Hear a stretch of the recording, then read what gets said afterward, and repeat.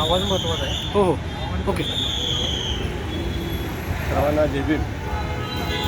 आज या ठिकाणी मी सुरेश साहेबराव आठवले, राहणार राजेंद्रनगर, ही बहुजन समाज पार्टीचं 2006पासून काम करतो.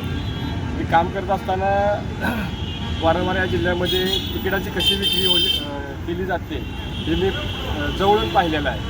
मी या 2024च्या लोकसभेमध्ये जो उमेदवार दिला संजय भिकाजी मागाडे, हा मूळचा राजेंद्रनगरमध्ये आहे. मी ज्या एरियात राहतो त्या एरियातला हा संजय भिकाजी मागाडे हा उमेदवार आहे. मी लहानपणापासून याचा स्वभाव आणि याचं वागणं बघतो. हा एकदम फ्रॉड माणूस आहे. याच्यावर अनेक केसेस आहेत. या बहुजन समाज पार्टीच्या झोन प्रभाऱ्यांनी, पश्चिम महाराष्ट्राच्या झोन प्रभाऱ्यांनी, विशेष करून सुदीप गायकवाड, आप्पासाहेब लोकरे, विलगेश चलवादी, काळूराम चौधरी या झोन प्रभाऱ्यांनी या कोल्हापूर जिल्ह्यामध्ये येऊन या संजय भिकाजी मागाडेच्या माध्यमातून ही पार्टी भाजप शिंदे गटाला विकलेली आहे. याचे पुरावे आमच्याकडे आहेत. जो शिंदे गटाचा व्यक्ती योगेश करेकर या व्यक्तीनं या संजय भिकाजी मागाडे या व्यक्तीला पुण्यापर्यंत घेऊन जाऊन, सगळी यंत्रणा लावून पुण्यापर्यंत घेऊन जाऊन त्याला हे बहुजन समाज पार्टीचं तिकीट मिळवून देण्याचं काम केलेलं आहे.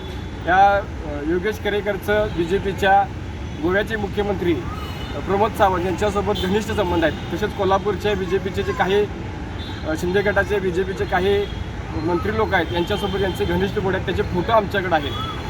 ते सर्व असताना या दोन प्रभाऱ्यांनी जाणून बुजून ही कोल्हापूरची सीट या संजय भिकाजी मागाडेच्या माध्यमातून हे BJPला विकण्याचं काम केलेलं आहे.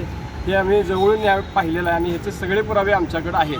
ते कुणी जरी आम्हाला चॅलेंज केलं तरी ते आम्ही पुराव्यानिशी हे सिद्ध करू शकतो. मी बहीणकुमारी मायावतीजी आमच्या पक्षाच्या राष्ट्रीय अध्यक्ष आहेत, तसेच आदरणीय रामजी गौतम साहेब जे आमचे खासदार आहेत आणि परमेश्वर गोंधारे साहेब हे प्रदेशाध्यक्ष आहेत, यांना विनंती करतो की जे कोणी या गटामध्ये या घटनेमध्ये सामील असतील त्यांच्यावर त्वरित तात्काळ यांना यांचं हकलपट्टी करून यांना पक्ष वाचवण्याचं काम या ठिकाणी करावं मी असं या ठिकाणी मी या आमच्या मान्यवरांना विनंती करतो. जय भीम.